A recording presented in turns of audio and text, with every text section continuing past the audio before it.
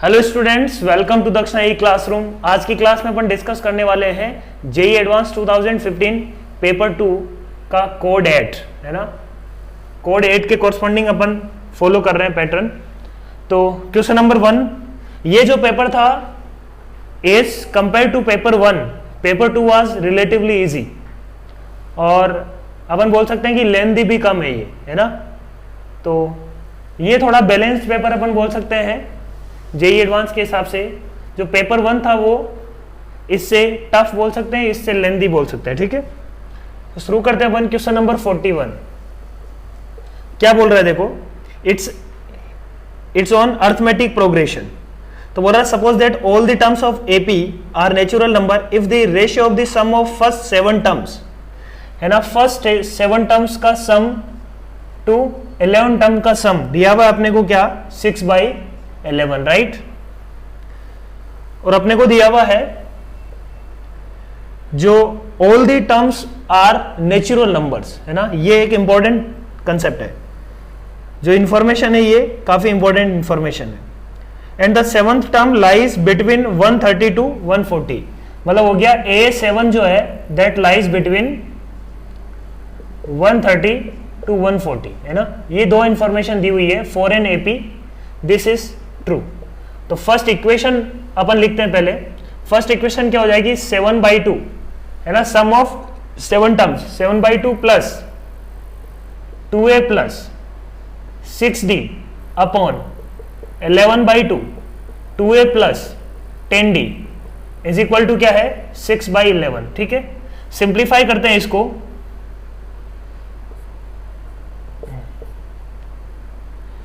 14a plus 42d is equal to 12a plus 60d, right. तो यहां से अपने पास क्या आ गया 2a is equal to 18d, मतलब a इज इक्वल टू आ गया अपने पास 9d, ठीक है। a 9d आ गया तो a 7 लिख लेते हैं अपन। 130 इज ग्रेटर देन a 7 हो जाएगा 2a plus 6d, a plus 6d, a7 क्या होगा a plus n-1 into d, must be between 130 to 140। तो यहां से अपन बोलेंगे कि a की वैल्यू क्या है 9d, तो ये हो जाएगा 15d लाइज बिटवीन 130 टू 140। अब देखो d की वैल्यू क्या होनी चाहिए, है ना। वैल्यू पुट करके देखेंगे कि कौन सी वैल्यू के लिए 130 से 140 के बीच में आ रहा है, नेचुरल नंबर होना चाहिए। तो d इज इक्वल टू 8 रखते हैं, d इज इक्वल टू 9 रखते हैं। तो d इज इक्वल टू 9 पे ये क्या आ जाएगा 135, तो 130 से 140 के बीच में है। तो d की वैल्यू क्या आ गई बच्चों यहां से 9, d 9 आ गया तो सब कुछ आ जाएगा, a भी आ जाएगा अपने पास, सॉल्व हो जाएगा प्रॉब्लम। निकालना था अपने को कॉमन डिफरेंस, तो d निकालना है। Question number 42, the coefficient of x की power 9 in the expansion of किसमें 1 plus x into 1 plus x square till 1 plus x की पावर 100। इसमें अपने को निकालना है कोफिशिएंट ऑफ x की पावर 9, ठीक है। तो अपन बोलेंगे कि x की पावर 9 कैसे कैसे बन सकता है, इसके बारे में सोचो एक बार। थॉट प्रोसेस क्या है इसका कि x की पावर 9 यहां से कैसे कैसे बन सकता है। तो अपन ने बोला कि इसमें कहीं ना कहीं 1 प्लस एक्स की पावर 9 है, तो 1 प्लस एक्स की पावर 9 का जो x की पावर 9 है वो बाकी के 1 से मल्टीप्लाई हो जाए, राइट।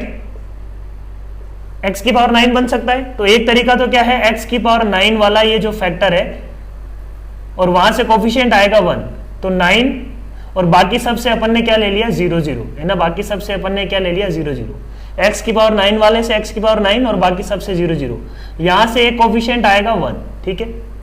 और सिंगल टर्म से तो इतने ही मिलने वाले, 2 टर्म से अपन बोलेंगे कि 1 प्लस एक्स की पावर 8 और 1 प्लस एक्स की पावर 1, वहां से x की पावर 8 और x मल्टीप्लाई होके x की पावर 9 बन जाएगा और बाकी सबका 1 1 मल्टीप्लाई होके x की पावर 9 बन सकता है।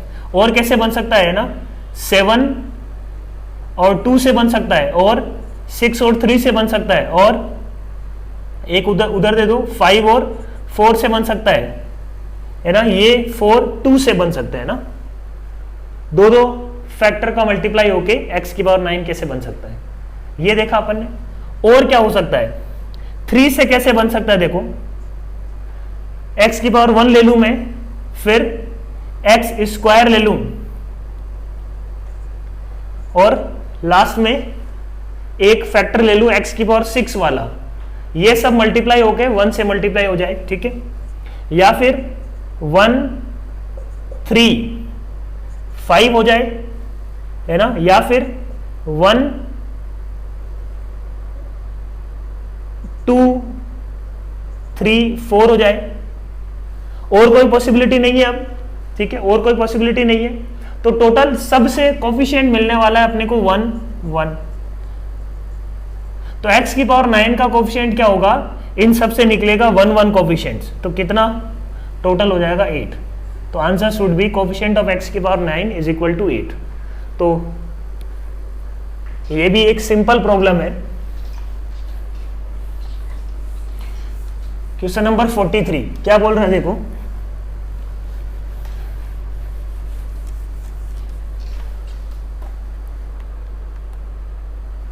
(43) में अपने को क्या करना है। 43 is based on coordinate geometry. Suppose that the foci of the ellipse this are f1 and f2। तो अपने को क्या दिया हुआ है, एक इलिप्स दिया हुआ है,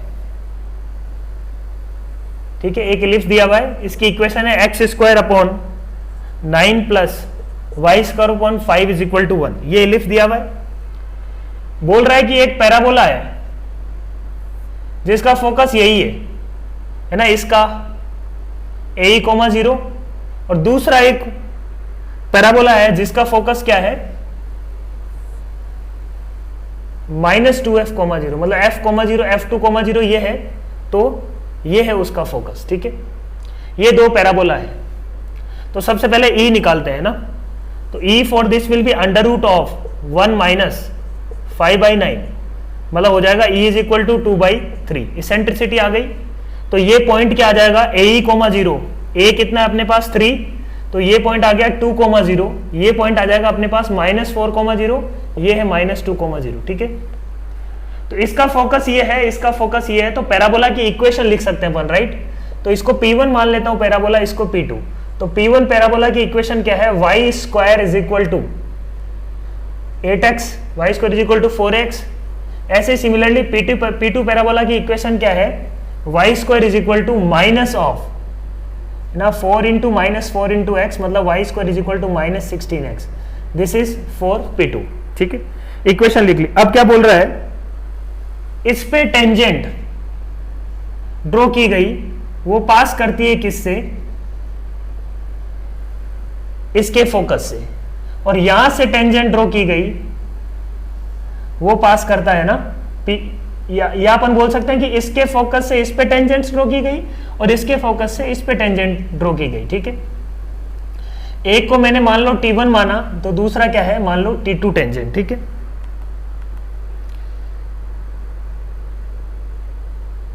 T1 भी द टेंजेंट टू P1, तो ये T1 है और ये अपने को दिया हुआ है T2। तो T1 की स्लोप मान लेते हैं m1 है और T2 की स्लोप क्या है m2। तो अपने को निकालना क्या है, 1/m1 square plus m2 square की वैल्यू। तो बेसिकली अपने को क्या चाहिए, टेंजेंट। तो एक्सटर्नल पॉइंट से टेंजेंट निकालने का तरीका क्या है, एक्सटर्नल पॉइंट्स पे टेंजेंट निकाल के का तरीका क्या है, इस पे एक जनरल टेंजेंट की इक्वेशन लिखो, इस पे general tangent on P1। P1 पे टेंजेंट क्या होगा, y is equal to mx plus a/m, standard जो फॉर्म होती है, y is equal to mx plus a, क्या है इसके लिए, a इज 2, तो 2/m। इसको पास करवा देंगे किससे, -4,0 से, तो दोनों स्लोप मिल जाएगी। जो जो टेंजेंट की पॉसिबिलिटी, एक इधर आएगी और एक ऊपर होगी। तो y इक्वल टू क्या है अपने पास 0, इस पॉइंट से पास करवा दिया अपन ने, एक्सटर्नल पॉइंट से, तो -4m प्लस 2/m। तो यहां से देखो m square is equal to क्या आ गया, है ना, -4m square is equal to 2, तो m square is equal to आ गया 1/2। तो m की दोनों वैल्यूज आ गई। सिमिलरली फॉर P2 के लिए ये ध्यान देना है, टेंजेंट की इक्वेशन क्या होगी, y equal to mx plus a, यहां पे क्या है अब -4, तो इसकी इक्वेशन क्या हो जाएगी, -4/m। इसको भी पास करवा दोगे, गलती यहीं पे होती है ना, इसकी equation y equal to m x plus a by m लिख देते हैं और यहाँ पे अपन गलत कर देते हैं, इसको पास करवा देते हैं 0,2 से, सॉरी 2,0 से, तो ये हो जाएगा 2m माइनस 4/m। तो यहां से देखो m square is equal to क्या आ गया 2, तो m1 स्क्वायर ये है, m2 स्क्वायर ये है, तो 1/m1 square plus m2 square will be 2 + 2 4। So this is the problem. Question number 44 straightforward problem है इसमें ज्यादातर। Let m and n are two positive integer greater than 1, ठीक है। लिमिट का कंसेप्ट है, limit alpha tending to 0, right, e to the power cos of alpha की power n minus e upon alpha की power m is equal to दिया हुआ -e/2, then find m/n। यदि ऐसा हो रहा है तो m/n की वैल्यू क्या होगी, ठीक है। तो बहुत ही सिंपल प्रॉब्लम है, e को अपन कॉमन लेते हैं बाहर, e बाहर आ गया, e to the power cos of alpha की पावर n -1 अपॉन अल्फा की power m। As alpha tending to 0, ये किसको टेंड करेगा, 0 को टेंड करेगा, तो e to the power 0 - 1 upon 0 बनना चाहिए। तो अपन ने क्या किया, cos ऑफ अल्फा की power n -1 into cos of alpha की पावर n -1 का मल्टीप्लाई और डिवाइड कर लिया, ठीक है। इसको पहले सिंप्लीफाई कर रहे हैं, इसकी लिमिट निकालते हैं, ठीक है। लास्ट में देखते हैं -e/2 का क्या कंसेप्ट है। अब ये जो लिमिट है इसको लिख लेते हैं -2 cos स्क्वायर, इसकी जगह अपन क्या लिख सकते हैं -2 sin स्क्वायर अल्फा की पावर n/2, ठीक है, सही है बात। तो अपन को पता है कि अल्फा की पावर n/2 का स्क्वायर का मल्टीप्लाई और डिवाइड कर देंगे, अल्फा की पावर n/2 का मल्टीप्लाई और स्क्वायर का मल्टीप्लाई और डिवाइड किया, तो ये स्टैंडर्ड फॉर्म बन गया। तो यहां से क्या है देखो, माइनस ऑफ e/2 -2/4 -1/2, तो -e/2।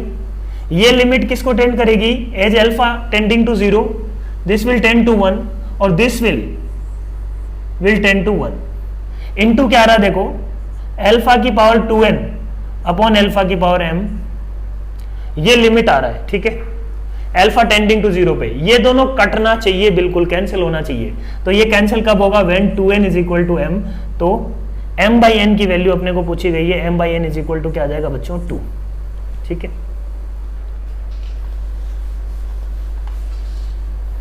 नेक्स्ट प्रॉब्लम देखो, क्वेश्चन नंबर 45।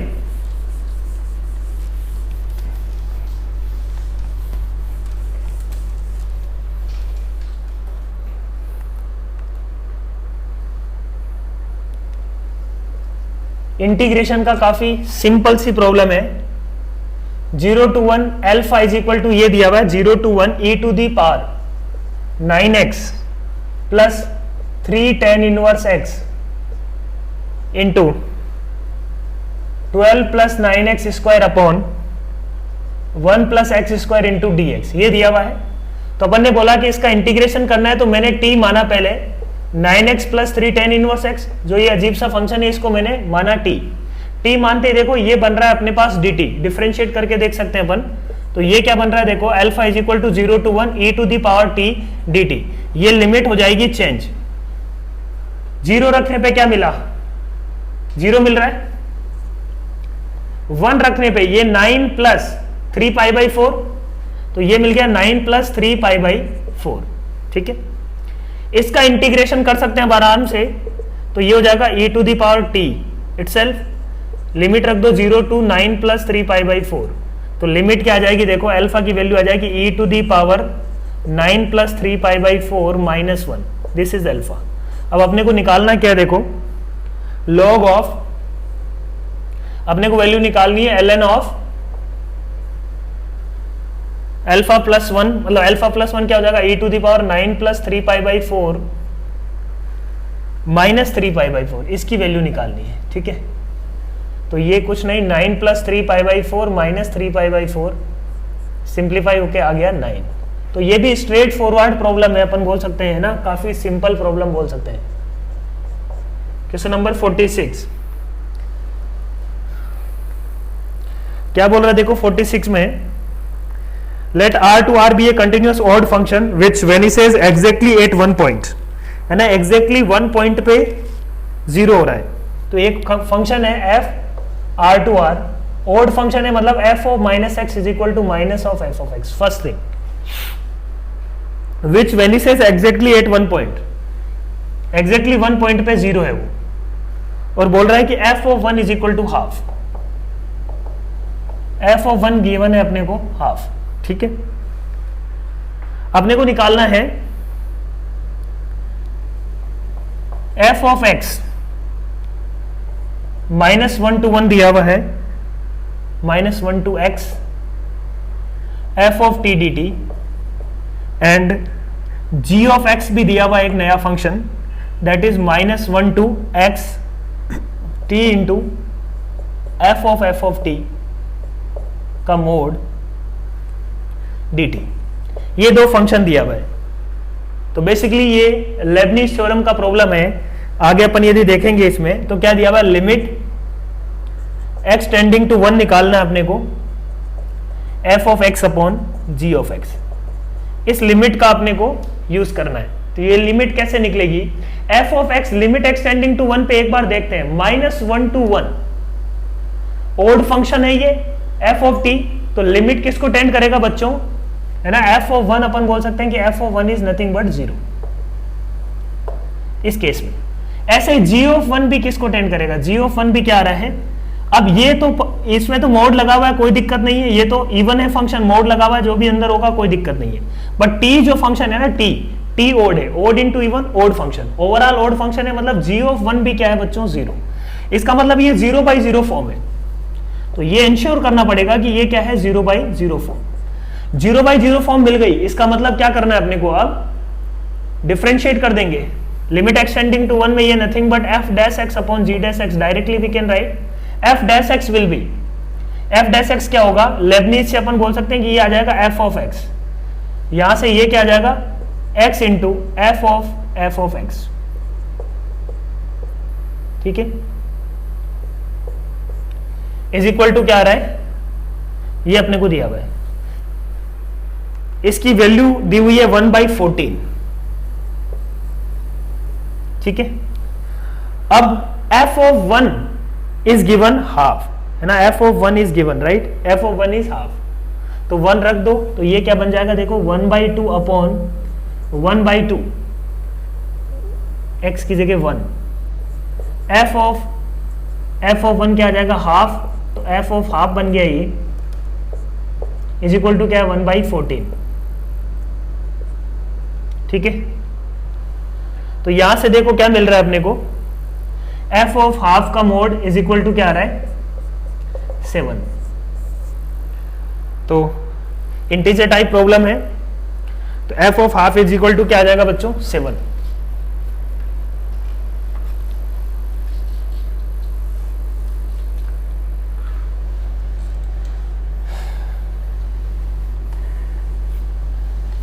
और कोई अपने को ज्यादा सोचने की जरूरत नहीं है, f of हाफ क्या आ जाएगा 7, वैसे तो +-7 है, बट यहां से अपन डायरेक्टली बोल सकते हैं कि इंटीजर टाइप प्रॉब्लम है, कोई दिक्कत नहीं है। क्वेश्चन नंबर 47 क्या बोल रहा है देखो, क्वेश्चन नंबर 47 वेक्टर का है, अपन को बोल रहा है कि एक वेक्टर है S को 3 नॉन कोप्लेनर वेक्टर की टर्म्स में अपन ने लिखा, that is 4p plus 3q plus 5r, है ना, उसका प्रोजेक्शन है p पे इतना, q पे इतना, r पे इतना, इसका मतलब यही है कि p पे उसके कंपोनेंट्स दिए हुए हैं corresponding, if the components of the vector s along this are x y z, तो क्या बोल रहा है s जो वेक्टर है ना उसका -p plus q plus r के along कंपोनेंट x दिया हुआ है, y कंपोनेंट दिया हुआ है किसकी तरफ, p minus q plus r,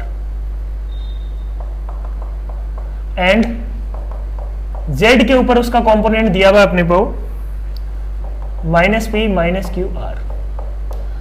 अब देखो एक बात यहां पे सोचने वाली है, p q r अपने को नॉन प्लेनर दिए हुए हैं, ठीक है, तो ये जो वेक्टर है ना, ये वेक्टर भी नॉन कोप्लेनर होनी चाहिए, तभी एस को इस टर्म्स में लिखना जायज है, तभी अपन लिख पाएंगे, है ना। अदरवाइज हर एक वेक्टर को अपन इस फॉर्म में नहीं लिख सकते, है ना। कोई अपने को पता है कि कोई भी वेक्टर 3D वेक्टर है, 3D में कोई भी वेक्टर है, उसको यदि अपने को एक्सप्रेस करना है वेक्टर्स की फॉर्म में, तो वो तीनों हर एक वेक्टर को कब एक्सप्रेस कर पाएंगे, तीन वेक्टर की फॉर्म में, when these 3 vectors are non coplanar.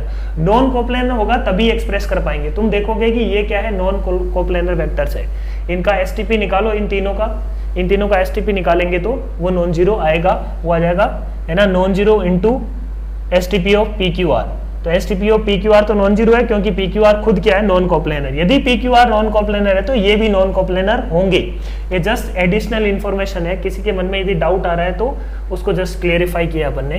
तो एस इज इक्वल टू क्या आएगा, देखो पी का कोफिशिएंट क्या आएगा, minus x plus y minus Z.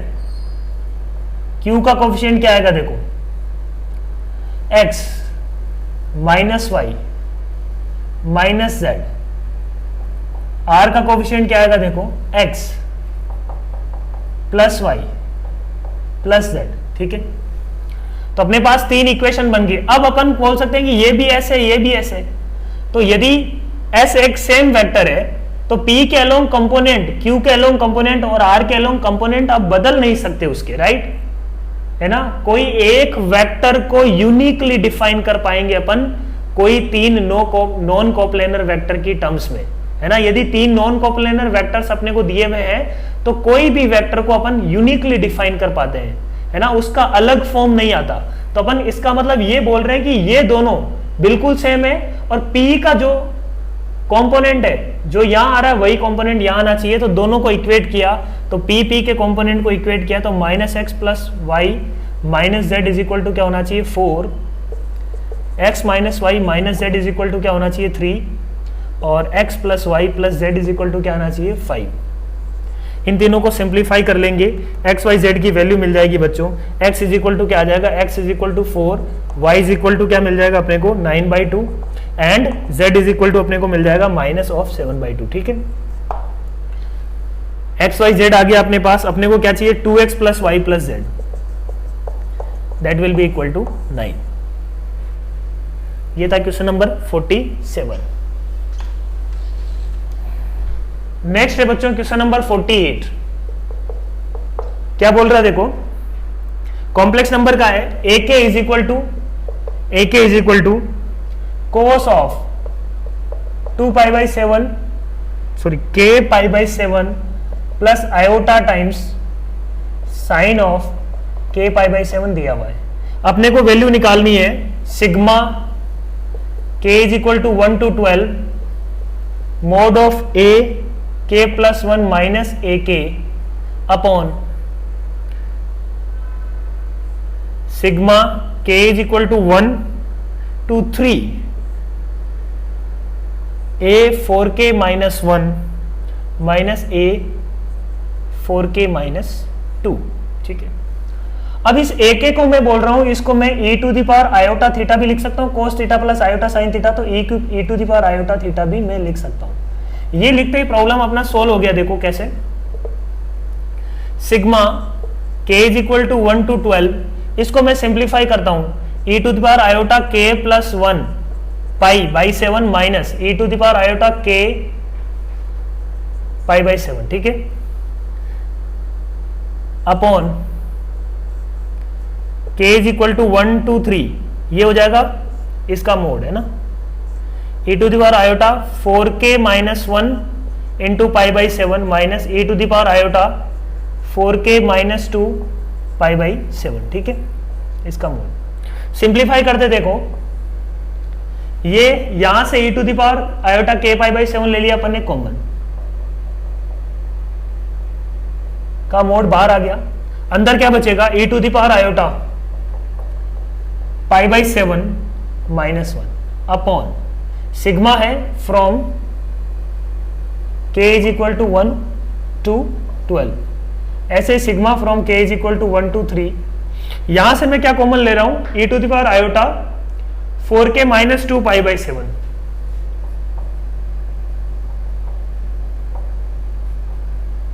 Common आ गया, अंदर क्या बचेगा e to the power iota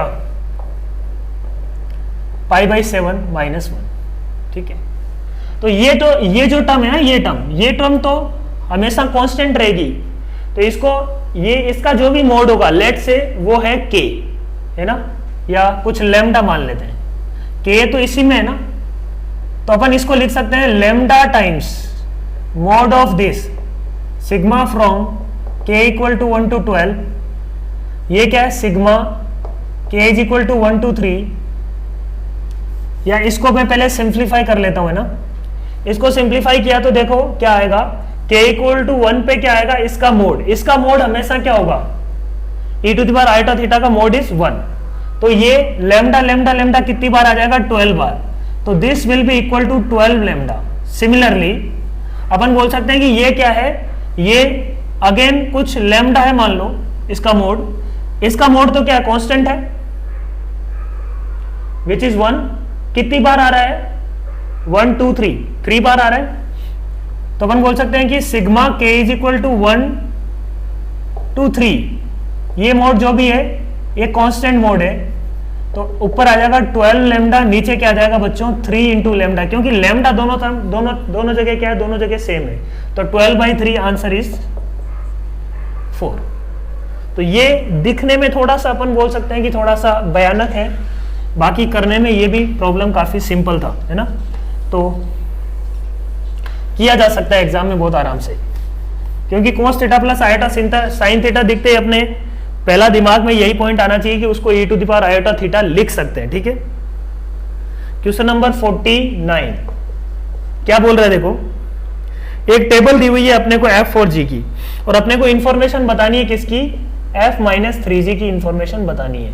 ठीक है, तो अपन एक फंक्शन मान लेते हैं f-3g ऑफ x, ये फंक्शन मान लिया अपन ने, ये h ऑफ x मान लिया, तो सबसे पहले मैं निकालता हूं h ऑफ -1, तो टेबल से वैल्यूज उठा लो, h ऑफ -1 क्या होगा, f of -1 -3 times g of -1, तो f ऑफ -1 कितना है 3 minus 3 times g of -1, g of -1 दिया हुआ है 0, तो ये आ गया 3। ऐसे ही निकालो h ऑफ 0, h ऑफ 0 क्या आएगा, f of 0 which is 6 minus 3 times g of 0, वो आ जाएगा 3 टाइम्स 1, तो ये भी 3। ऐसे अपन ने बोला कि h ऑफ क्या निकाल लेते अपन, अगला पॉइंट दिया हुआ 2, h of 2 will be f of 2 दिया हुआ अपने को 0, राइट, 0 माइनस 3 इंटू ये दिया हुआ -1, तो ये भी क्या आ रहा है 3। इसका मतलब इस फंक्शन h के लिए, h फंक्शन को मैं ड्रॉ करना चाहूं तो h फंक्शन का सीन क्या है, h ऑफ -1 3 आ रहा है, h ऑफ 0 क्या आ रहा है 3 आ रहा है, और h ऑफ 2 क्या आ रहा है 3 आ रहा है। ठीक है, ये तीनों पॉइंट पे फंक्शन की वैल्यू क्या है, सेम है। ठीक है, और एक इंफॉर्मेशन अपने को दी हुई है कि f-3g का डबल डिफरेंशिएशन किस इंटरवल में नहीं बदलेगा, -1 से 0 में चेंज नहीं होगा, और इस इंटरवल में नहीं चेंज हो रहा, और 0 to 2 में भी ये चेंज नहीं हो रहा। इस बात का मतलब क्या है, इन बिटवीन कनकेविटी चेंज नहीं होगी, किसकी, इस फंक्शन की h की। तो h जो फंक्शन है, यदि कनकेव डाउन है तो कनकेव डाउन रहेगा, कनकेव अप है तो कनकेव अप रहेगा इन दिस इंटरवल। ठीक है, तो अपन मान लेते हैं कनकेव अप है, सॉरी कनकेव डाउन है पहले, तो कनकेव डाउन है, यहां पे क्या है, ऐसा कुछ आएगा, और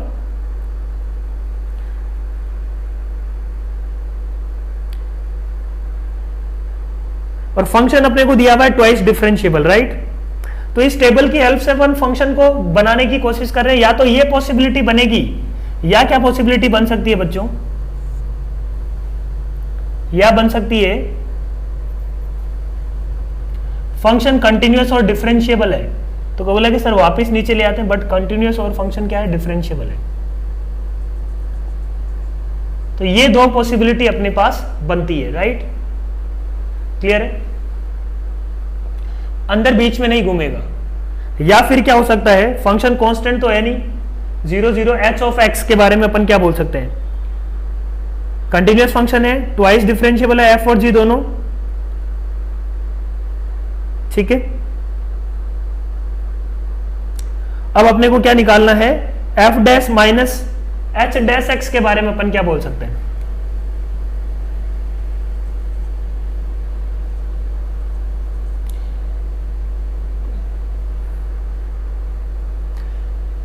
ये कोई बोलेगा कि सर कांस्टेंट ले सकते थे ना अपन फंक्शन, मतलब कांस्टेंट में क्या दिक्कत है? देखो कांस्टेंट में ये बोल रहा है कि दिस इज नेवर जीरो, ये कभी जीरो है ही नहीं। कांस्टेंट फंक्शन के लिए तो ये हमेशा क्या होगा, जीरो आएगा, है ना। ये h डबल डैश x वो बोल रहा है कि h double dash x never vanishes, h double dash x कभी जीरो नहीं है। h double dash x zero होने का मतलब कांस्टेंट फंक्शन यदि लिया तो h डबल डैश x उसके लिए क्या आएगा, जीरो आएगा। इस इंटरवल में h double dash x zero नहीं है, अलग अलग इंटरवल की बात कर रहा है। इस इंटरवल में h double dash x zero नहीं है, यहाँ पे भी h double dash x zero नहीं है, मतलब इस इंटरवल में कांस्टेंट नहीं है फंक्शन, और इस इंटरवल में तो मतलब एक बार ही घूम रहा है। h double dash x zero नहीं है, या तो पॉजिटिव होगा या h डबल डैश x क्या होगा, नेगेटिव होगा। तो नेगेटिव केस में ये क्या है, नेगेटिव का केस, ये क्या है, पॉजिटिव का केस, ठीक है। दोनों केसेस अपन ने देख लिए, तो दोनों ही केस में अपन बोल सकते हैं कि f डैश x या h dash x, h dash x is equal to zero का एग्जैक्टली वन सॉल्यूशन होगा किससे किसके बीच में, -1 से 0 के बीच में और 0 से 2 के बीच में, यही है अपना। सो ए ऑप्शन क्या है, एग्जैक्टली 3 सॉल्यूशन, रॉन्ग हो गया। बी ऑप्शन क्या है, exactly 1 solution in -1 to 0 h dash x, और सी ऑप्शन भी करेक्ट है। डी ऑप्शन क्या है, एग्जैक्टली 2 सॉल्यूशन बिटवीन -1 to 0, तो -1 to 0 में 2 सॉल्यूशन नहीं है, एग्जैक्टली 1 सॉल्यूशन है। तो option B and C are correct. ये मोर देन 1 था, अपन बोल सकते हैं कि it's a moderate problem if we can understand the problem. Understanding के बाद में काफी सिंपल है। Question number 50, question number 50 integration पे प्रॉब्लम है अपने पास। f ऑफ x दिया हुआ है 10x की टर्म्स में और उसको इंटीग्रेट करना है। So f of x is equal to है 10x की पावर 7 इंटू 10x की पावर 8 प्लस 7 इंटू 10x की पावर 6 माइनस 3 10x की पावर 4 माइनस 3 10 स्क्वायर x। ये फंक्शन दिया हुआ है where x belongs to -π/2 to π/2, right. ये फंक्शन दिया हुआ है, अपने को निकालना है इंटीग्रेशन 0 to π/4। क्वेश्चन नंबर 50 है ये। इंटीग्रेशन 0 to π/4 निकालना है f ऑफ x dx, और इंटीग्रेशन 0 to π/4 निकालना है x into F of x dx, ठीक है। ये दो चीजें निकालनी है। तो सबसे पहले f of x into dx निकालते हैं। तो f ऑफ x कैसे निकालेंगे, देखो 0 to π/4, इसको ध्यान से देखो, यहां पे क्या कॉमन आ रहा है, 7 10 की पावर 6x कॉमन लेते हैं तो अंदर बचेगा 1 प्लस 10 स्क्वायर एक्स। यहाँ पे -3 10 स्क्वायर एक्स कॉमन लें तो अंदर बचेगा 1 plus 10 square x into d x. 1 plus 10 square x बन गया सेक स्क्वायर एक्स। 0 to π/4, तो 0 to 1 10x को ले लेते हैं t, तो ये बन जाएगा 7t की पावर 6 माइनस 3t स्क्वायर, और 1 प्लस 10 स्क्वायर एक्स कॉमन आके बन जाएगा dt। इंटीग्रेशन हो जाएगा, काफी सिंपल है। अब तो इंटीग्रेट करके रख देंगे। नेक्स्ट क्या है, integration 0 to π/4 x into F of x dx। तो 0 to π/4 x into F of x मेरे पास वही है 7 6x minus 3 10 square x into sec square x into dx, ठीक है। ये फंक्शन है, इसका इंटीग्रेशन करना है। तो इसका इंटीग्रेशन अपने को पता है कि इंटीग्रेशन किससे करेंगे अपन, बाई पार्ट से। इसको तो कर देंगे अपन इंटीग्रेट, इसको कर देंगे डिफरेंशिएट। इसको इंटीग्रेट किया तो वही आ जाएगा, इसको इंटीग्रेट करेंगे t ले लेंगे, ये तो हो जाएगा इंटीग्रेशन आ जाएगा t की पावर 7/7, तो 7 माइनस t³/3 तो हो जाएगा t³ 0 to 1 into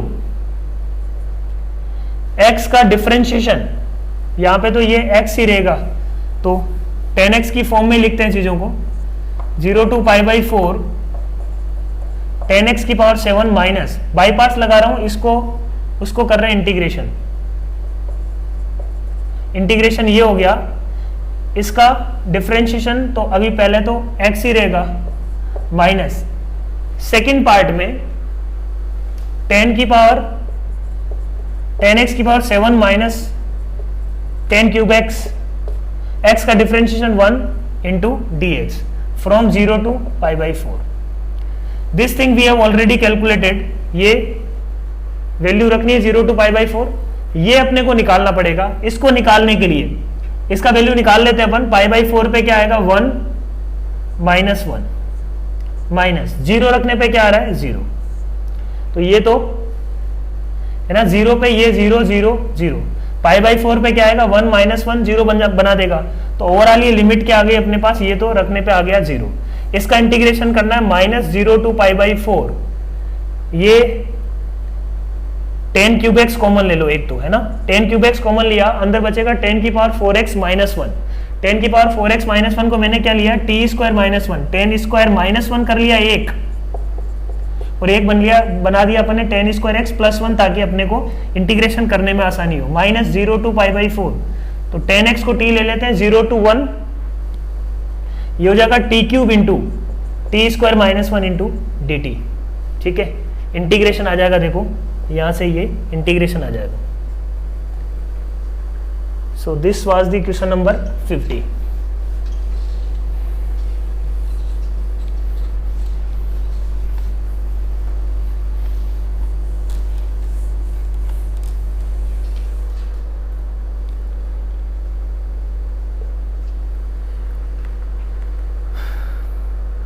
question number 51, ये थोड़ा सा डिफरेंट टाइप ऑफ प्रॉब्लम है। एफ डैश एक्स दिया हुआ है अपने को 192 x cube upon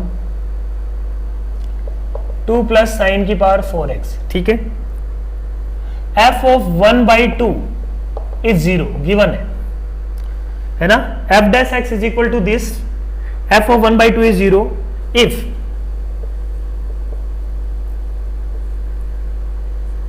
integration half to 1 f of x d x, इसका मिनिमा और मैक्सिमा क्या क्या पॉसिबल है। ठीक है ना, कौन सा वो वैल्यू है जिससे ये हमेशा बड़ा है, कौन सा वो वैल्यू है जिससे ये हमेशा छोटा है, ये बताना है। ठीक है, तो ये एफ डैश एक्स दिया हुआ है, इसका मतलब इसका इंटीग्रेशन तो नहीं कर सकते डायरेक्टली, तो अपने को करना पड़ेगा अप्रोक्सीमेशन। ठीक है, अप्रोक्सीमेशन का कंसेप्ट अपन जानते हैं इंटीग्रेशन में, इसका इंटीग्रेशन तो नहीं है ना, पॉसिबल नहीं है, तो इसका अपन क्या करेंगे अप्रोक्सीमेट करेंगे। अप्रोक्सीमेट करने का तरीका क्या है, उसके तरीके अपने वेरी कर सकते हैं ना। तो जो सबसे सिंपल तरीका मेरे को समझ में आ रहा है वो अपन क्या कर रहे हैं, देखो एफ डैश एक्स को पहले ऑब्जर्व कर रहे हैं कि एफ डैश एक्स क्या है। देखो एफ डैश एक्स इस इंटरवल में हाफ टू 1 में निकालते हैं। एफ डैश हाफ क्या है, पहली बात तो एफ डैश एक्स पॉजिटिव है, एफ डैश एक्स हमेशा क्या है एक पॉजिटिव है हाफ टू 1 में, और एफ डैश एक्स एक्स बढ़ने पे बढ़ रहा है, एफ डैश एक्स खुद भी बढ़ रहा है, तो F dash half will be minimum. तो एफ डैश हाफ कितना आएगा बच्चों, रखने पे एफ डैश हाफ आ जाएगा 8। सिमिलरली अपन ने निकाला F dash of 1, F dash of 1 आ जाएगा 96। ठीक है, 1 रखने पे 192, और ये हो जाएगा एफ डैश ऑफ निकालना अपने को क्या, हाफ टू 1 निकालना, राइट, साइन की पावर 4 पाई एक्स दिया हुआ है ना, ये क्या है पाई एक्स गिवन है। ठीक है, तो एफ डैश हाफ निकल जाएगा, एफ डैश 1 निकल जाएगा, राइट। और एफ डैश एक्स क्या है, देखो एफ डैश एक्स भी एक इंक्रीजिंग फंक्शन है, तो इसका मतलब जो भी वैल्यू होगी 8 से 96 के बीच में होगी एफ डैश एक्स की। तो एफ डैश एक्स को अप्रोक्सीमेट करने का वन मेथड ये। दूसरा अपन बोल रहे हैं कि यार ये अप्रोक्सीमेशन नहीं करके अपन एफ डैश एक्स को अप्रोक्सीमेशन ऐसे भी कर सकते हैं कि एफ डैश एक्स को अप्रोक्सीमेट अपन ने किया, साइन की पावर 4x वेरी करेगा किससे किसके बीच में, 0 से 1 के बीच में। एक बार 0 ले लेता हूं, एक बार इसको ले लेता हूं 1। ठीक है, तो वहां से भी अप्रोक्सीमेशन होगा ना, राइट। तो एफ डैश एक्स को अप्रोक्सीमेट करने का दूसरा तरीका अपन ने x की टर्म्स में कर दिया, F dash x will be 192 x cube upon जब अपन 1 रखेंगे साइन की पावर 4x को, तब ये क्या होगा, मिनिमा। से किसके बीच में होगा, 192x³ अपॉन, इसकी जगह 0 रख दूंगा। तो अप्रोक्सीमेशन करने के ये दो तरीके अपने को समझ में आते हैं। दोनों से ही इसको सॉल्व कर सकते हो तुम, दोनों से ही इसका आंसर आ जाएगा, ठीक है। इसमें एग्जैक्ट आंसर नहीं आएगा, इसमें अपने को क्या करना पड़ेगा, ये मिनिमा से थोड़ा सा बड़ा वैल्यू आएगा, तो उससे छोटा कुछ भी लेंगे अपन। तो इसको सॉल्व करते हैं, इसको सॉल्व करते हैं पहले। तो अपन ने ये बोला f dash x varies from 8 to 96, clear है पॉइंट। तो integration from half to 1 integrate कर देते हैं दोनों तरफ, कर सकते हैं बिल्कुल, है ना। f(x) is greater than gx, half to x integrate करो, क्योंकि अपने को पहले f ऑफ x निकालना है। तो f ऑफ x का वेरिएशन क्या होगा, क्योंकि अपने को पहले यहां से f डैश x के पहले क्या निकालेंगे, f of x। Same approach will be for this. f of x क्या आ जाएगा, देखो यहां से आ जाएगा 8x माइनस 4, यहां से आ जाएगा ये f of x minus f of half दिया हुआ है 0, ठीक है, less than equal to 96x minus 48, ठीक है, ये आ गया। अब f ऑफ x निकला ये, राइट, f ऑफ x इन दोनों फंक्शन के बीच में है। तो फिर से अपन ने बोला कि इंटीग्रेट कर दो, f ऑफ x का इंटीग्रेशन फ्रॉम हाफ टू 1 देखना था अपने को, तो half to 1 half to 1 half to 1 integrate कर दिया। इधर हाफ टू 1 इंटीग्रेट करेंगे तो ये तो आ जाएगा 8x² by 2 minus 4x। Half to 1 रखो, क्या मिल रहा है अपने को, 1 रखा तो ये आ जाएगा 8/2, 4 माइनस 4 0। हाफ रखने पे ये क्या आ रहा है, देखो 8/8 1, है ना, माइनस ऑफ आएगा, माइनस ऑफ 1 माइनस 2, तो ये आ जाएगी लिमिट 1। ये अपने पास क्या आ रहा है 1। इधर वाले में देखो क्या आ रहा है, तो ये जो भी था अपने पास f of x from half to 1, ये हाफ टू 1 में इंटीग्रेट करते हैं तो ये हो जाएगा अपने पास 96x² by 2 minus 48x। Limit रख दो हाफ टू 1, 1 रखने पे ये क्या आ रहा है 48 माइनस 48 0। हाफ रखने पे देखो क्या आ रहा है, हाफ रखने पे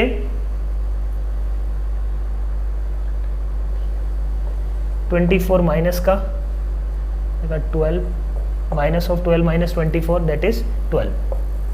तो ये एग्जैक्ट अपने पास क्या आ गया 1 से लेके 12 के बीच में। तो अपन इतना तो श्योर है, और भी हो सकता है, 1 से बड़ा भी हो सकता है वैल्यू, है ना, 12 से छोटा भी हो सकता है, बट 1 to 12 में तो होगा ही होगा, है ना, 1 से ऊपर इसका मिनिमम नहीं होगा। तो एक ऐसा 1 से छोटा कोई वैल्यू लेते हैं और 12 से बड़ा कोई वैल्यू लेते हैं, तो वो सारे आंसर्स हो सकते हैं, उनमें कोई दिक्कत नहीं है, ठीक है। 1 से छोटे में और 12 से छोटे में, इधर 1 से बड़ा लेंगे मान लो और 12 से छोटा लिया, तब अपने को सोचने की जरूरत पड़ेगी। But options are nicely placed. m is equal to 13 दिया हुआ है, तो बोल रहा है कि मिनिमम वैल्यू ही उसकी 13 है, तो ए ऑप्शन गया। बी ऑप्शन क्या दे रहा है 1/4 से, और 1/4 का मतलब 1 से भी छोटा हो गया, 1/4 का मतलब 1 से भी छोटा हो गया, और इधर वो बोल रहा है कि 1/2 मैक्सिमम वैल्यू क्या है 1/2, तो that is also wrong. m is equal to -11 और मैक्सिमम वैल्यू इसकी क्या दी हुई है 0, तो मैक्सिमम वैल्यू 0 दी हुई है इसकी, है ना। मैक्सिमम वैल्यू कह रहा है कि वो इससे 0 से बड़ा नहीं हो सकता, ये अपन यहां से नहीं बोल पाएंगे, राइट। ऐसे डी ऑप्शन क्या कर रहा है, एग्जैक्ट मैच कर रहा है अपना, सो डी इज करेक्ट आंसर। उससे अप्रोक्सीमेशन और बेटर होगा, है ना, यहां से भी सेम प्रोसेस ये करेंगे, फिर उसके बाद एक और प्रोसेस करेंगे, तो अप्रोक्सीमेशन विल बी बेटर।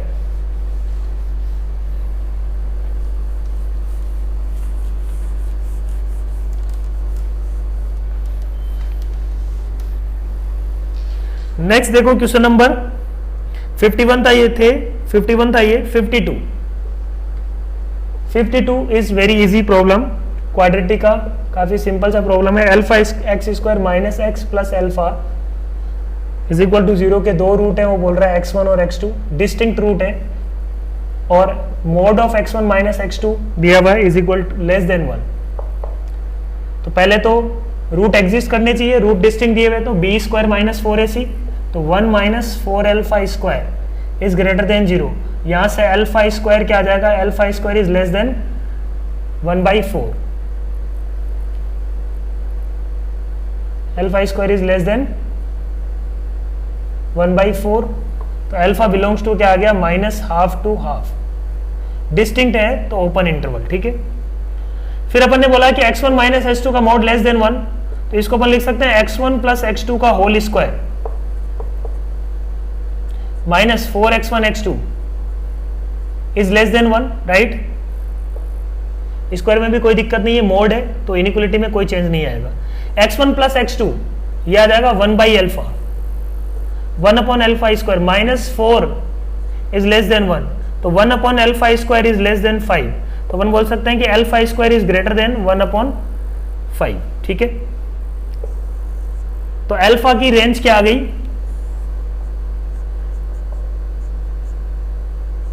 इससे छोटा इससे बड़ा, दोनों का इंटरसेक्शन क्योंकि एग्जिस्ट भी करना चाहिए, तो माइनस हाफ टू, तो क्या क्या आंसर आ जाएगा, माइनस हाफ टू माइनस 1/√5 और 1/√5 टू हाफ।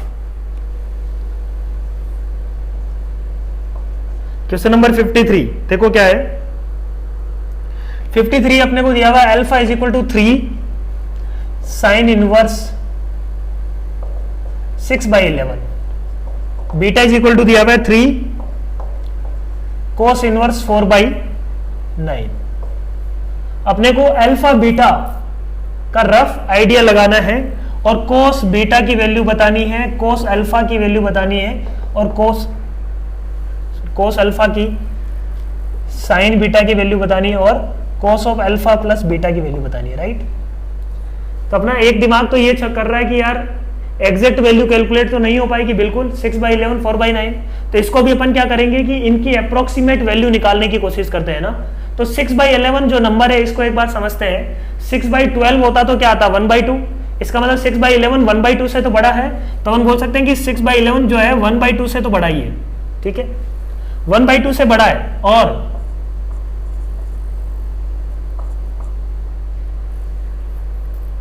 और अपन बोल सकते हैं कि 6/11 जो है 1 से छोटा है, अप्रोक्सीमेट करके देखते हैं 1 से छोटा है, तो कोस साइन इनवर्स 1/2 की वैल्यू होगी पाई बाई,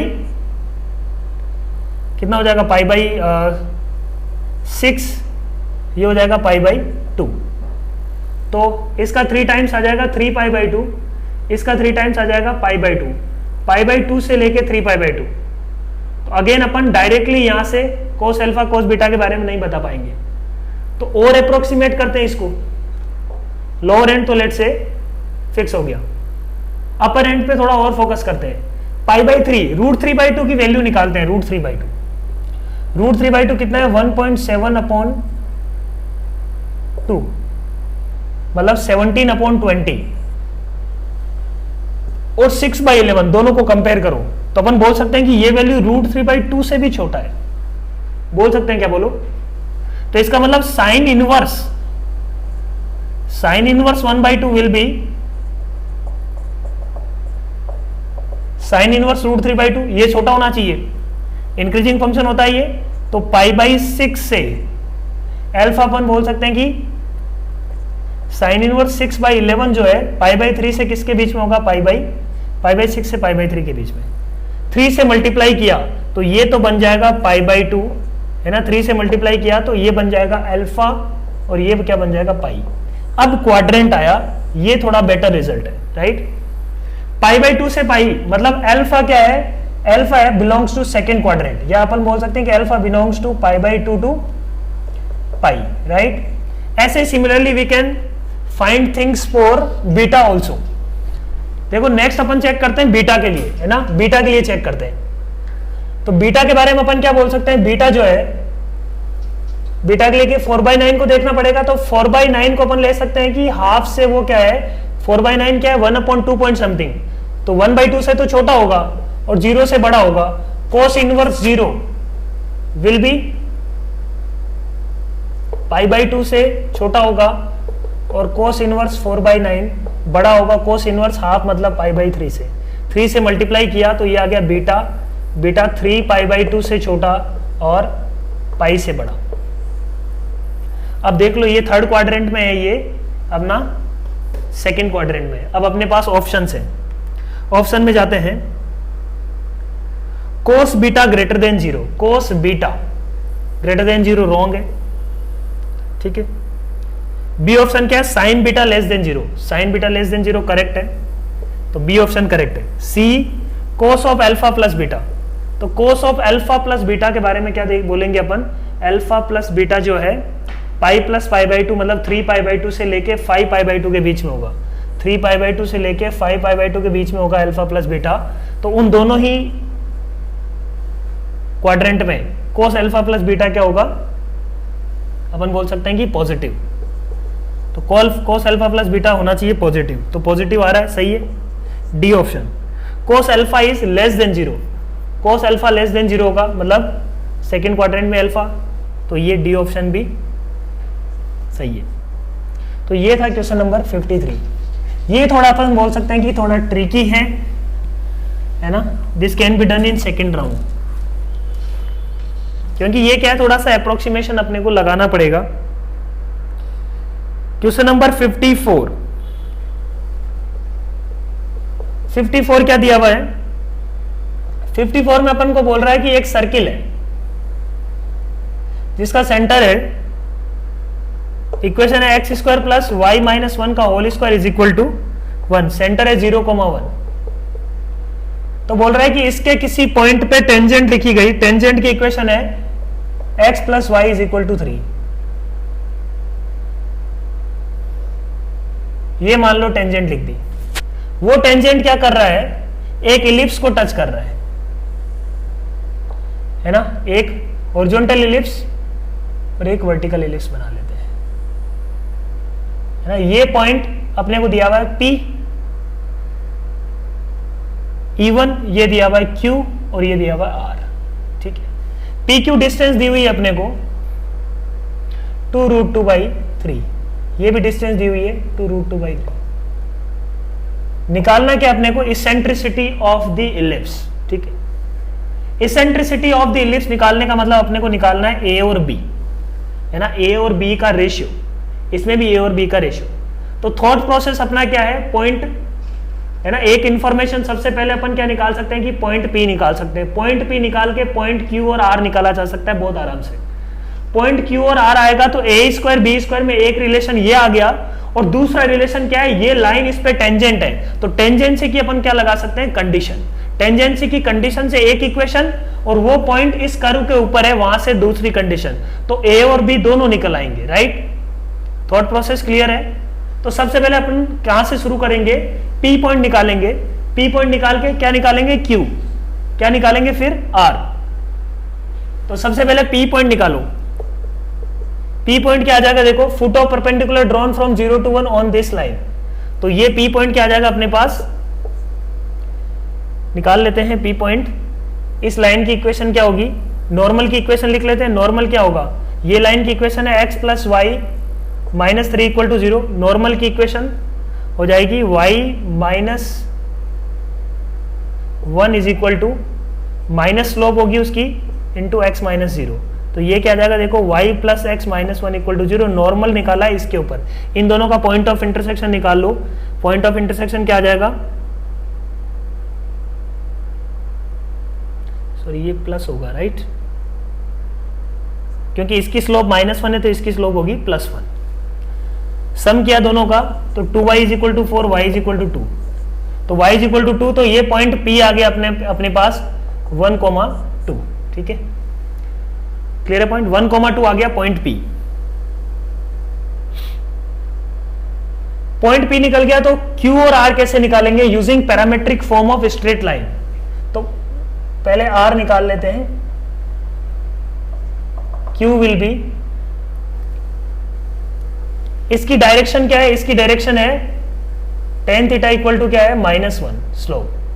तो साइन थीटा विल बी, है ना, अपने को पता है कि x इज इक्वल टू क्या होगा, x1 plus r cos theta, y1 plus r sine theta.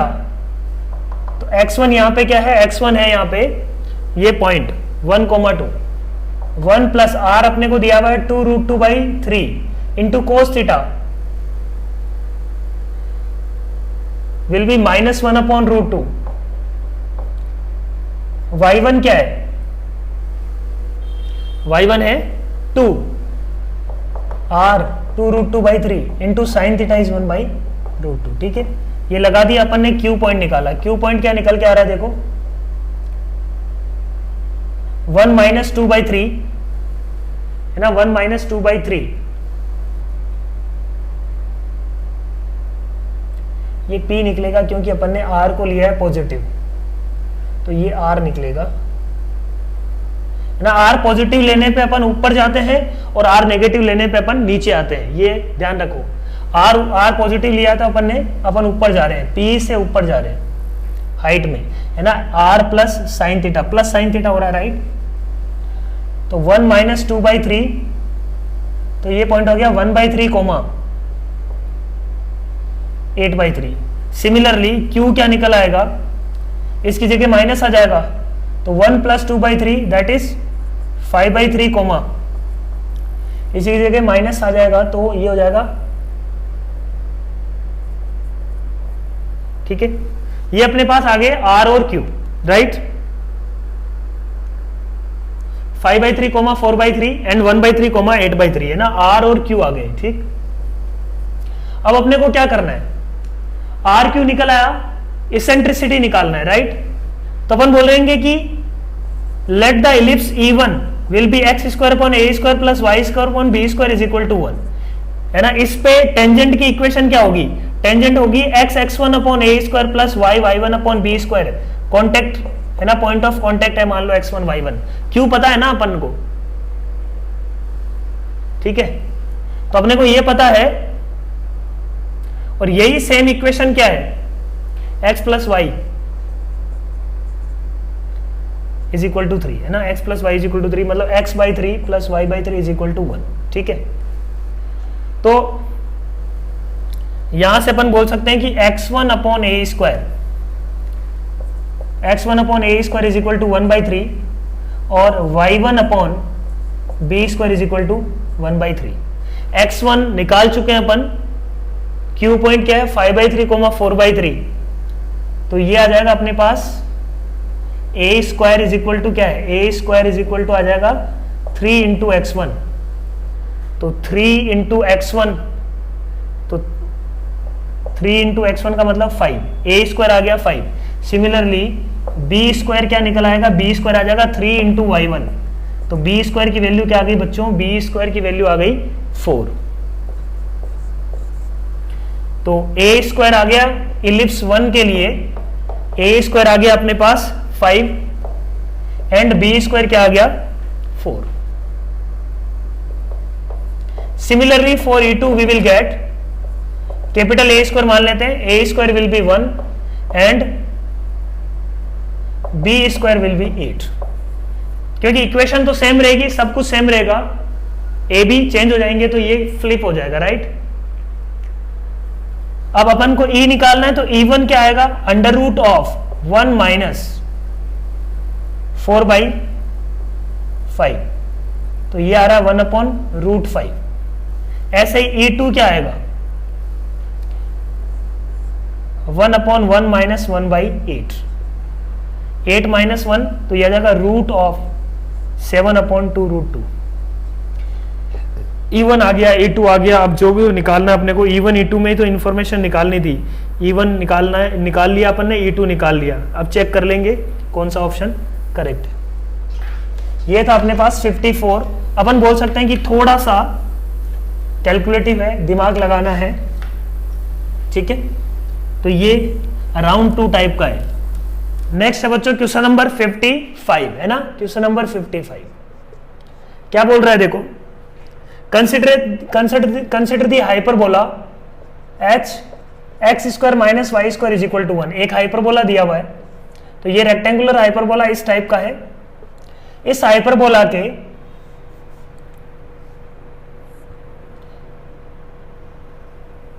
x2, 0 पे एक सर्किल बनाया गया है ना, x2, 0 सेंटर के साथ एक क्या बनाया गया, सर्किल।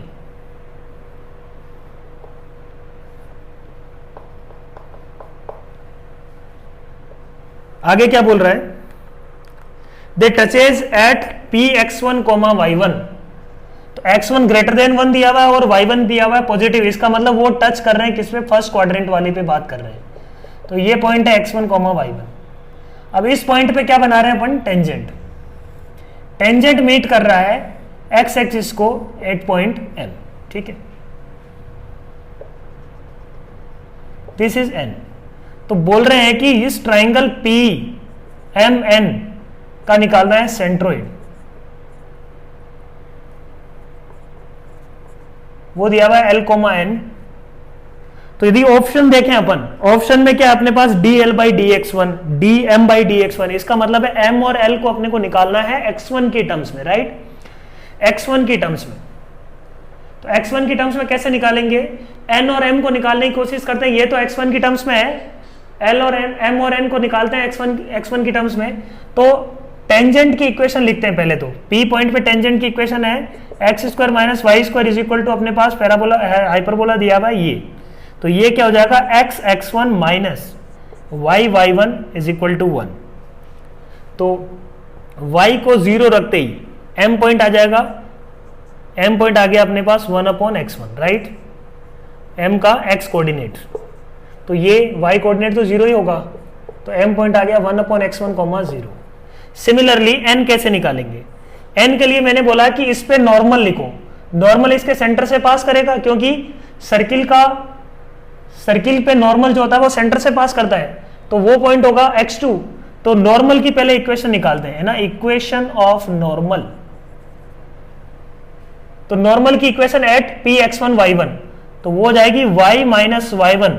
नॉर्मल की स्लोप क्या होगी, टेंजेंट की स्लोप है x1/y1, राइट, टेंजेंट की स्लोप है x1/y1, तो नॉर्मल की स्लोप हो जाएगी minus of y1/x1 into x minus x1। ये x एक्सिस को जहां कट कर रहा है दैट इज x2, तो 0, x2 रख देते हैं यहां पे, तो minus y1/x1 into x2 minus x1, simplify करते हैं इसको, तो यहां से आ जाएगा x2 is equal to 2x1। तो x2 भी इसकी टर्म्स में आ गया, तो n इज इक्वल टू क्या आ जाएगा, 2x1, 0, राइट। तीनों पॉइंट आ गए x1, y1 की टर्म्स में। अब अपना काम हो गया आसान। अब क्या लिख लो, l क्या आ गया, x1 plus 2x1 plus 1/x1/3 centroid है, सेंट्रोइड का x कोऑर्डिनेट हो जाएगा अपने पास 3x1 प्लस 1/x1/3। सेंट्रोइड का y कोऑर्डिनेट क्या हो जाएगा, y1 प्लस 0/0/3। डिफरेंशिएशन करना है dl/dx1, तो ये आ जाएगा 3/3, मतलब x1 विल बी, x1 का डिफरेंशिएशन हो जाएगा 1/3x1 का डिफरेंशिएशन माइनस 1/3x1 स्क्वायर, तो ये dl/dx1 आ गया।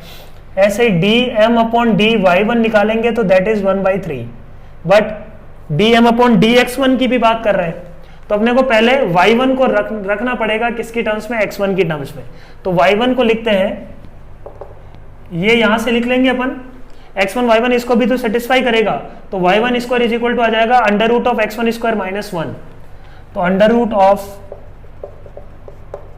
तो dm/dx1 भी निकल आएगा यहां से 1/2 under root of x1 square minus 1, जो 3 है वो एज इट इज है, x1 स्क्वायर का डिफरेंशिएशन फर्दर 2x1, 2 से 2 गया, तो dm/dx1 क्या आ गया बच्चों, x1/3 under root of x1 square minus 1। तो ये ऑप्शंस अपने पास हो गए A, B and D। Clear है पॉइंट। ये था question number 55।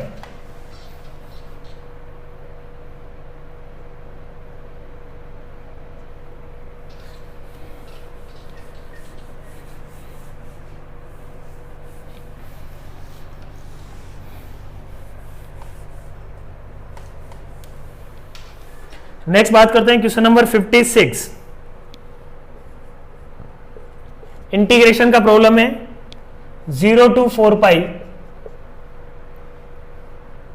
e to the power t sin of 680 plus cos of 480 dt। नीचे क्या है 0 to pi e to the power t sin of 680 plus cos of 480। Approach कैसे सोचा जाए, ऐसा इस टाइप का क्वेश्चन जब भी आ रहा है, फाइनाइट लिमिट है और ये दोनों रिलेटेबल है ना, इन दोनों को आपस में रिलेट किया जा सकता है, तो पहला अपना यही समझ में आना चाहिए कि इंटीग्रेट नहीं करवा रहा वो, है ना, ये क्या है, कैंसिल होगा, है ना, I2 अपॉन I1 है, तो I2 को लिखने की कोशिश करो in terms of I1। Thought process क्या है, I2 को लिखना है इन टर्म्स ऑफ I1। तो ये थॉट प्रोसेस यदि अपन दिमाग में रखेंगे तो इस क्वेश्चन को आराम से कर लेंगे, ठीक है। I2 को अपने को रखना है इन टर्म्स ऑफ I1। अब अपना पूरा दिमाग इस चीज में दौड़ना चाहिए कि I2 को I1 की टर्म्स में कैसे लेके आए। तो I2 को I1 की टर्म्स में लेके आने का एक ही तरीका है कि 0 to pi है यहाँ पे, यहाँ पे क्या है 0 to 4 pi। तो सबसे पहले इसको ब्रेक करना पड़ेगा। तो इस फंक्शन को मैं मान लेता हूँ लेट से f of x, या इस इंटीग्रेशन को लिख लेता हूँ 0 to pi plus 2 pi to 3 pi, sorry pi to 2 pi, 3 pi to 2 pi to 3 pi, 3 pi to 4 pi।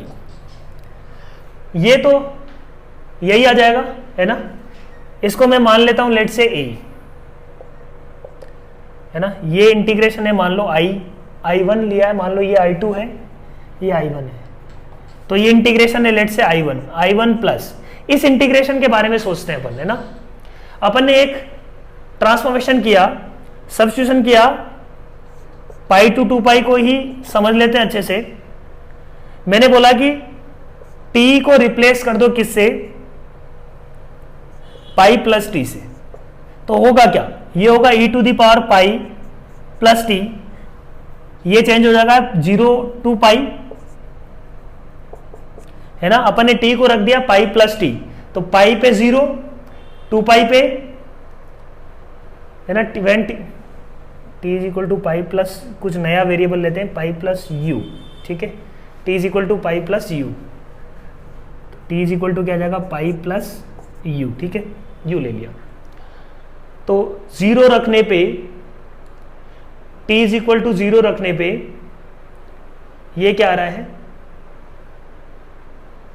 अपने को रखना है यहाँ पे e to the power pi plus u, अपन ने t रखा है, t is equal to pi plus u, right.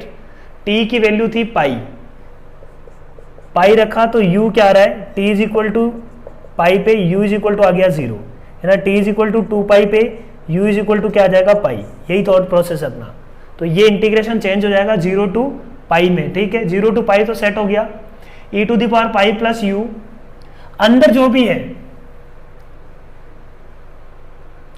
Pi plus T रखने से कोई फर्क नहीं पड़ेगा इसमें, साइन की पावर 6 है, कॉस की पावर 4 है, कोई फर्क नहीं पड़ेगा, है ना।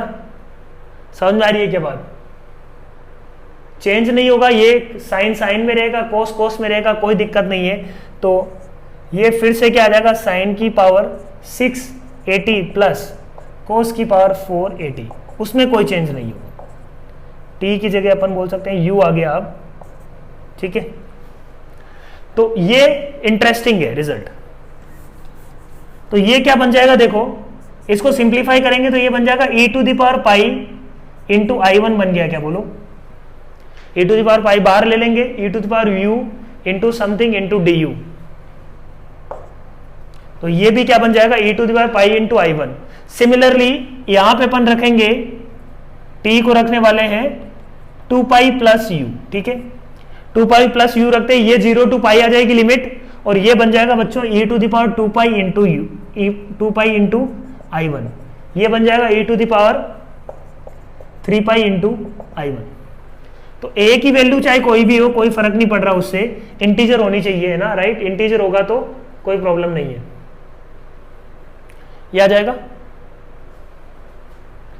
क्लियर है पॉइंट? अब अपना काम हो गया। इसका मतलब क्या है, ऊपर वाला जो फंक्शन है ना ये पूरा, इसको लिख सकते हैं 1 plus e to the power pi plus e to the power 2 pi plus e to the power 3 pi into I1 upon I1 irrespective of ए।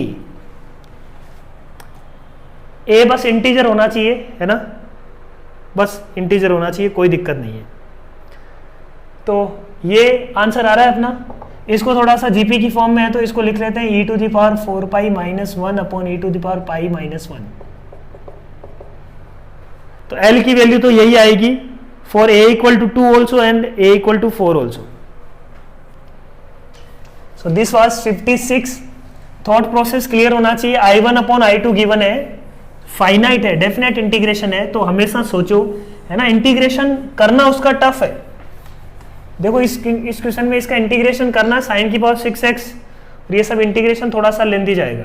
तो नेक्स्ट डायरेक्शन अपनी क्या है कि क्या कैंसिल हो सकता है क्या, यही अपने को थॉट प्रोसेस रखना है। Question number 57।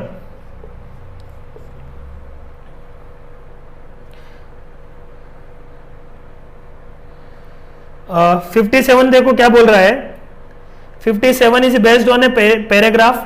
पैराग्राफ में अपने को क्या क्या गिवन है, f दिया हुआ है r टू r, ठीक, f of 1 is 0, f of 3 is -4, f dash x is less than 0 negative है, for all x belongs to 2/3 1/2 to 3, ठीक है।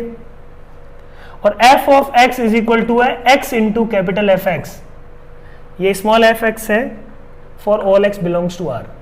अब अपने को इंफॉर्मेशन बतानी है। अब अपन आते हैं इसकी क्वेश्चंस पे। क्वेश्चन अपने को दिया हुआ है स्मॉल एफ की इंफॉर्मेशन निकालनी है।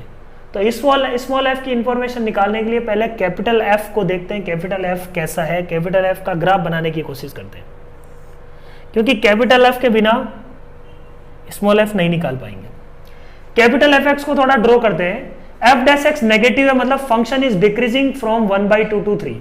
1/2 to 3 में पूरे में फंक्शन क्या है, डिक्रीजिंग है, ठीक। एफ ऑफ 1 0 है, तो 1 पे ही आ गया 0। एफ ऑफ 3 पे क्या है, -4, तो डिक्रीजिंग है, तो ऊपर ये पॉजिटिव रहा होगा, ऐसे कुछ करके ये डिक्रीज किया होगा। एग्जैक्ट नहीं, रफ स्केच अपन बना सकते हैं इसका, एफ ऑफ एक्स का, कैपिटल एफ एक्स का। ये क्या है अपने पास, हाफ, ये क्या है 3। रफली ऐसा कुछ दिखेगा अपने को। डिक्रीजिंग फंक्शन है तो ऐसे ही डिक्रीज कर रहा होगा, हो सकता है कनकेविटी ऊपर नीचे हो जाए, बट रफली ऐसा कुछ दिखने वाला है ये, ठीक है। और क्या बोल रहा है, अब इस बात का यूज करते हैं अपन। एफ डैश 1 के बारे में बताना है, एफ ऑफ 2 के बारे में बताना है। सबसे पहले एफ डैश एक्स के बारे में बताना है अपने को। एफ डैश एक्स निकालते हैं। F dash x will be x, F of x plus x into capital F dash x. F dash 1 निकाला तो एफ डैश 1 क्या आएगा, F of 1 which is 0 plus x, तो 1 into F dash of 1। F dash of 1 क्या बच्चा, F dash of 1 भी क्या होगा, यदि डिक्रीजिंग फंक्शन है तो एफ डैश ऑफ 1 भी क्या होगा, नेगेटिव होगा। तो ये नेगेटिव है, ये हो गया 0, तो एफ डैश ऑफ 1 क्या आ रहा है अपने पास, आ रहा है capital F dash 1 which is negative, मतलब एफ डैश 1 होगा negative. Option A is correct. F of 2, F of 2 निकालते हैं। एफ ऑफ 2 हो जाएगा 2 times capital F of 2। F of 2 के बारे में अपन क्या बोलेंगे, इस ग्राफ से बोल सकते हैं कि एफ ऑफ 2 होना पड़ेगा नेगेटिव, मस्ट है, ऊपर नहीं आएगा ग्राफ, डिक्रीजिंग फंक्शन है तो नीचे ही जाएगा। तो एफ ऑफ 2 भी क्या है, नेगेटिव, ठीक है। तो इसका मतलब एफ ऑफ 2 भी क्या आ जाएगा, नेगेटिव। सही है बात, ऑप्शन बी भी करेक्ट है।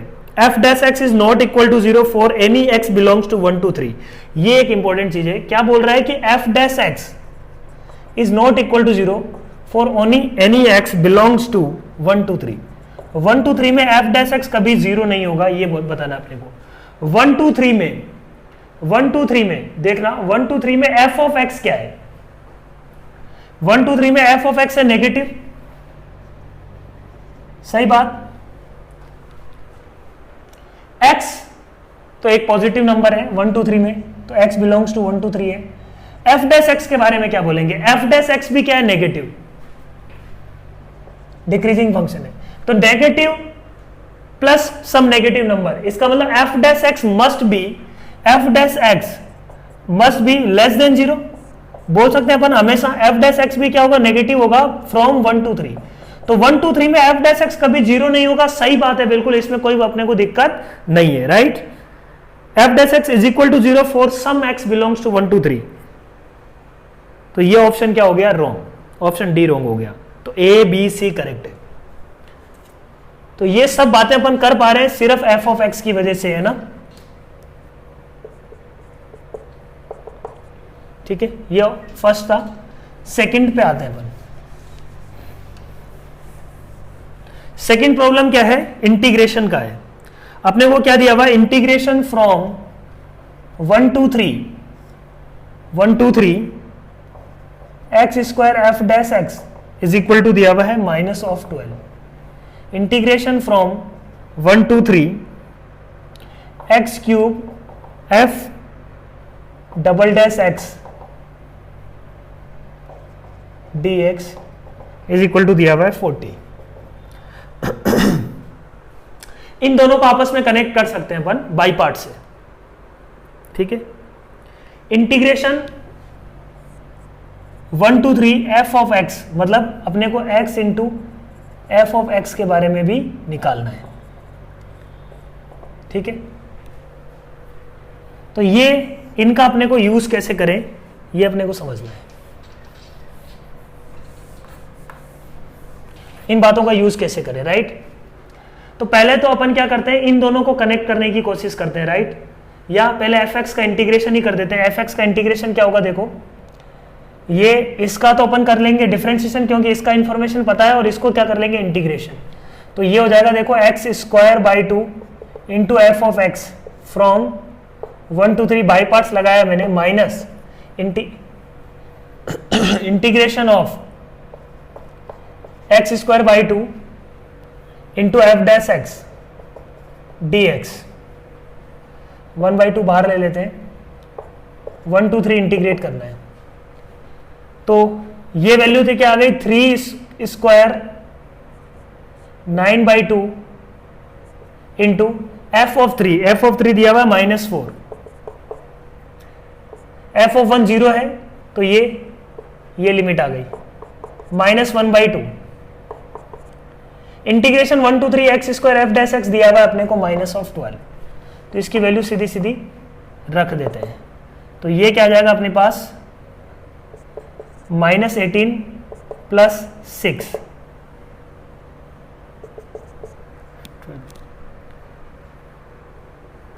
तो डी ऑप्शन आ रहा है अपने पास, डी ऑप्शन इज करेक्ट। तो ये तो फर्स्ट हो गया, एफ एक्स 1 2 3 का इंटीग्रेशन। अब एक और ऑप्शन है अपने पास, उसमें अपने को कनेक्ट करना है एफ डैश को, है ना, राइट। एफ डैश को कनेक्ट करना है, ठीक है। So next is question number 58 का सेकंड पार्ट, ठीक है। अपने को निकालना है क्या है? 9 into F dash 3 minus f dash 1 या प्लस एफ डैश 1 का कुछ इंफॉर्मेशन निकालना, राइट। तो इसको कैसे कनेक्ट करेंगे? अपने को गिवन क्या है? देखो, इस चीज को अपन यूज करते हैं। Integration 1 2 3 x cube into f double dash x d x is equal to 40। इस बात का यूज करो, इसमें इंटीग्रेशन बाई पार्ट लगाओ, तो ये 40 इज इक्वल टू क्या आ जाएगा? X cube. इस फंक्शन को तो मैं इंटीग्रेट कर देता हूं, इस फंक्शन को मैं कर देता हूं डिफरेंशिएट। तो इंटीग्रेट किया तो ये आ जाएगा F dash x into x cube minus integration of 1 2 3 3x square F double dash x हो जाएगा F dash x into d x. तो ये अपने पास आ गया 40 इज इक्वल टू, इसमें 1 2 3 लगा देते हैं, एफ डैश 1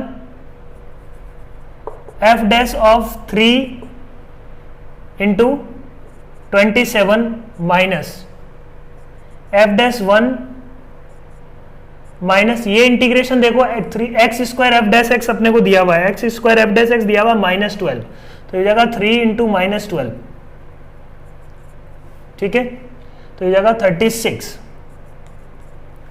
तो अपने पास क्या आ गया देखो 40। एफ डैश 3 और एफ डैश 1 कैसे निकालेंगे? एफ ऑफ एक्स दिया हुआ अपने को x into F of x, differentiation किया तो F dash x is equal to आ जाएगा F of x plus x into F dash x. यहां से एफ डैश एक्स निकालो, एफ डैश एक्स क्या आ रहा है? F dash x minus F of x, क्योंकि एफ ऑफ एक्स की इंफॉर्मेशन है और एफ डैश एक्स की टर्म्स में अपने को निकालना है, तो F dash x minus F of x upon x.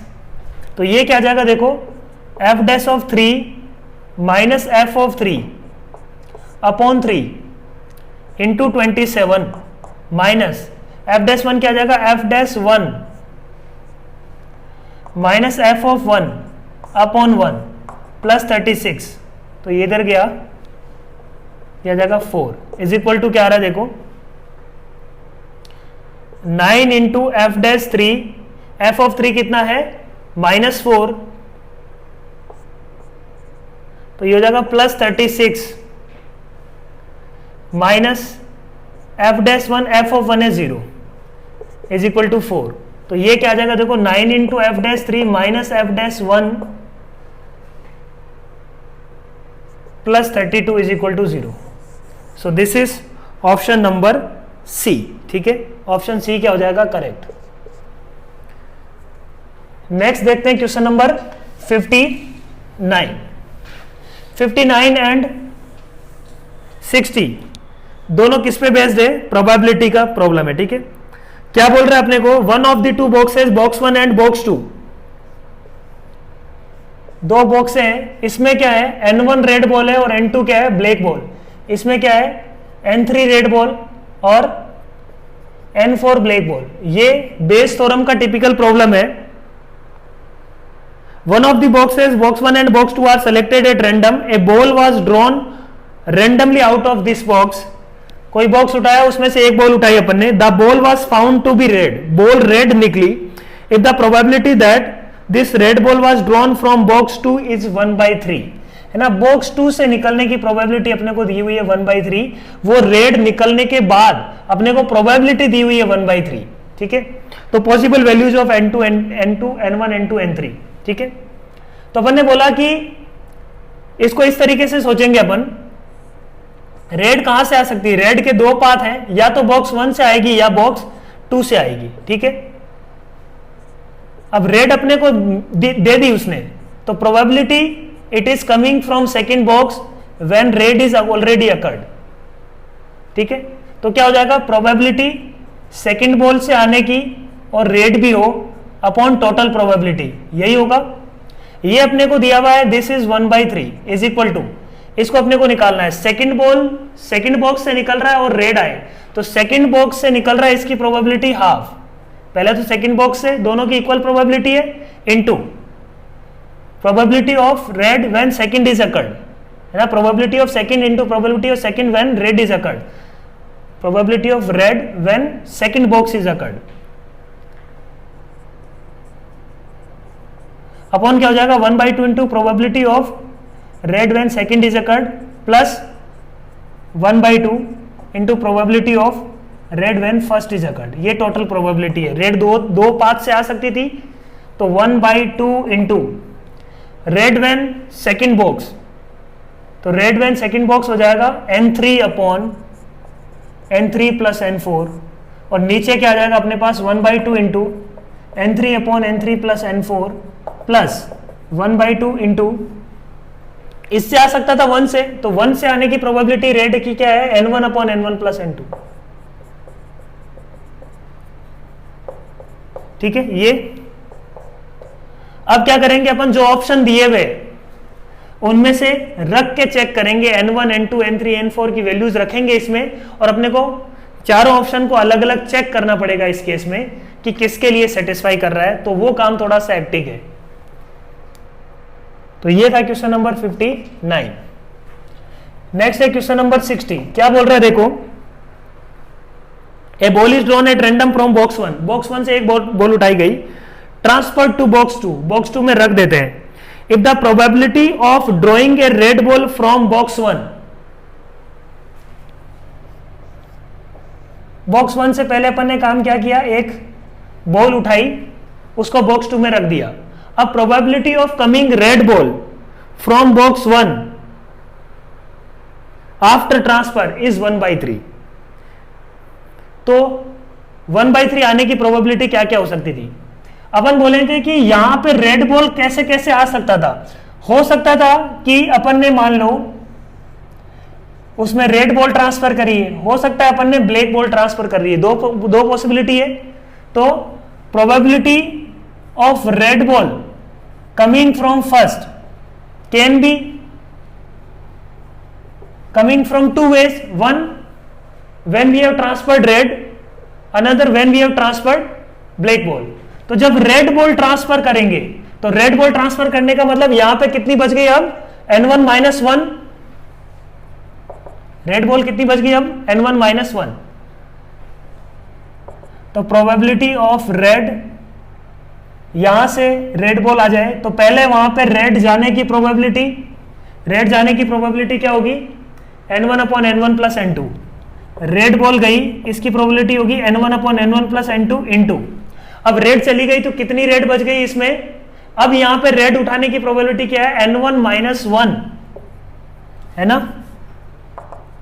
Answer क्या आएगा देखो, यहां पे n1/n1 + n2, तो रेड बॉल उसमें से उठाने की प्रोबेबिलिटी इंटू, अब रेड बॉल बची n1 - 1 इस फर्स्ट में, और टोटल बॉल कितनी है n1 + n2 - 1, ठीक है।